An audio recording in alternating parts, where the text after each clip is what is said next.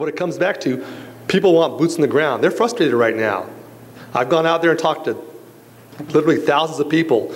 Back in the June primary, we went around and knocked on doors and met a lot of folks. And their big question was, hey, if I call 911, is somebody going to come? Is there going to be a delayed response? That's their biggest concern. They love the men and women out there for the sheriff's department. But they want to know if they call, will somebody be there? And there are a lot of calls that aren't being answered right now. We've got some folks here that work in the comm center, and they're frustrated when folks call in on 911 and we can't get an officer there fast enough. But it's got to change, and the change starts with us. It's not me, it's not we, it's us working together. And it starts here, it starts tonight. And you got to be involved, you got to get excited. We can do it right now. It can definitely be done. I'm a realist. If I didn't think we could win this, I wouldn't be up here. And the reason we're in the position we are now is because of folks like you out there supporting me. And I say this from the bottom of my heart, I truly, truly appreciate it. And what I'm going to do as sheriff when I'm elected, I'm going to stay within our budget. For the last 3 years, we have overspent our budget. And as a sheriff, how can you overspend your budget? Everyone's cut back because of the economy. We all have less. So what do? You have bills to pay, but you're not going to overspend it. You're going to live within your means. And in the sheriff's department, we have not lived within our means.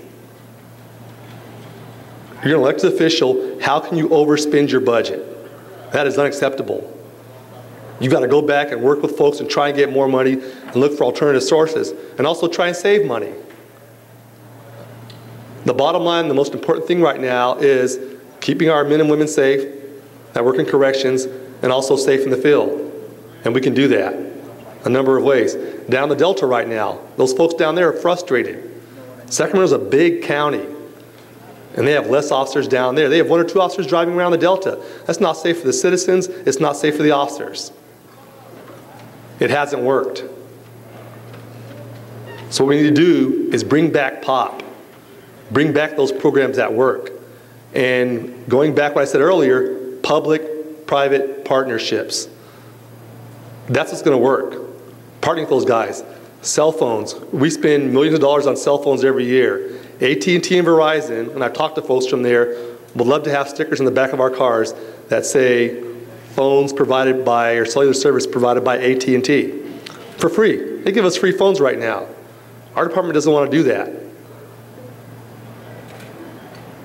A number of departments nationwide do that to save money and to use that money elsewhere on another cost. So hopefully some of you are getting a picture right now of what you're seeing. There are things that can be done and things that can be fixed. But it takes someone to come in with leadership and the vision and to surround themselves with good people.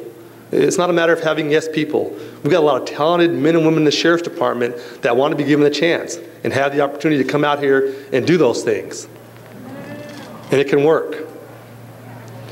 You know, I know we've got some retirees here that are very lucky and made it through their career unscathed. And they're frustrated because they see what goes on. And things have to change. Back to the board, I'll tell you what, we've not educated the Board of Supervisors and to tell them the ramifications, some of the things we're doing, because as a board member, they don't know what's going on. They've got a huge county and their budget is, what, $2 billion? They've got a very large budget, so they don't know some of the choices they make, the ramifications. Sacramento County is very heavy on social services, extremely heavy. And part of it, going over there and you know, slugging it out and making the accusations does not work. I believe in going over there, sitting down, and educating them and showing them what the effects are and what's happening in our communities. And just like talking about financial crimes, it's not right. If you're a victim, you should get your crime investigated. That's not happening right now. So sit down, inform them, and look at alternatives ways. And you know what? Make law enforcement a priority.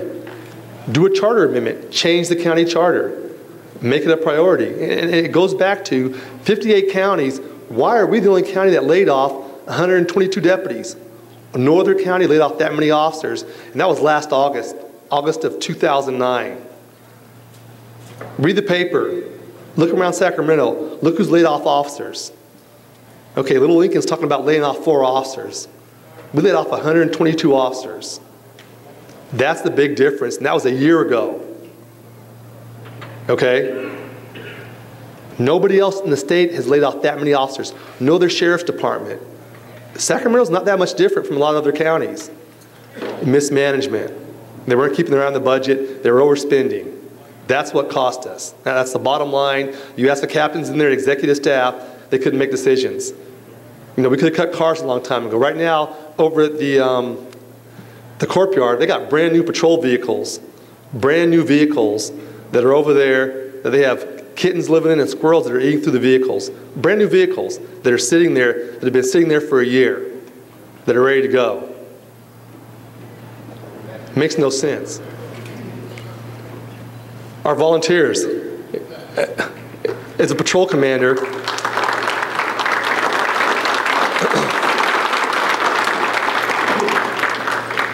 we treat our volunteers bad.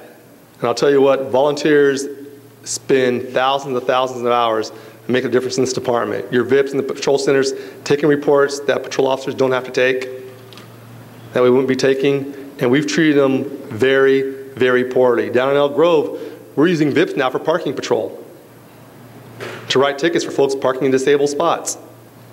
We've got to do things like that. And it's not out of the box thinking. There are a lot of things that have been done already. It's just, you know what, do something different. Because if we keep doing what we've been doing in the past, we're subject to failure. And that's really the bottom line. The question is, how do we bridge that gap with the teens? And I'll tell you what, being on the board for Big Brothers Big Sisters, the Boys and Girls Club, Receiving Home, Elk Grove Teen Center, it's a lot cheaper to get in the front end and take care of our kids than to lock them up in prison. So it's a much cheaper investment. And you know what? PAL leagues, recreation leagues, getting our officers out there. We've got school resource officers. We've got a number of great programs out there. There's a lot of money out there, grant money, state and federal money. That money's still out there that we can apply for with these community-based organizations and work with them. You know, we've got to do that. Do a charter school. Educate some of these people. Most of our folks in jail are young, and a lot of them, most of us deputies have worked the jail, they're riding at the 3rd or 4th grade level. Some of those things will work to go out in the neighborhoods and reach out to those folks and instill those programs. In high tech, we just brought an officer around with Twin Rivers Police Department that's working it, and we're bridging those gaps, getting those schools, working with them. You've got to partner with them. The opportunities are out there, and you know, we have not done that. We've basically turned a blind eye to the community, and that's not right. And kids are our future, and law enforcement needs to be a part of it and understand.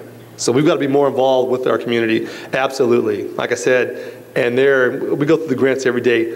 Lots of grants out there, and it goes back to that public-private partnership thing to get with some of those community-based organizations. That's going to make the difference.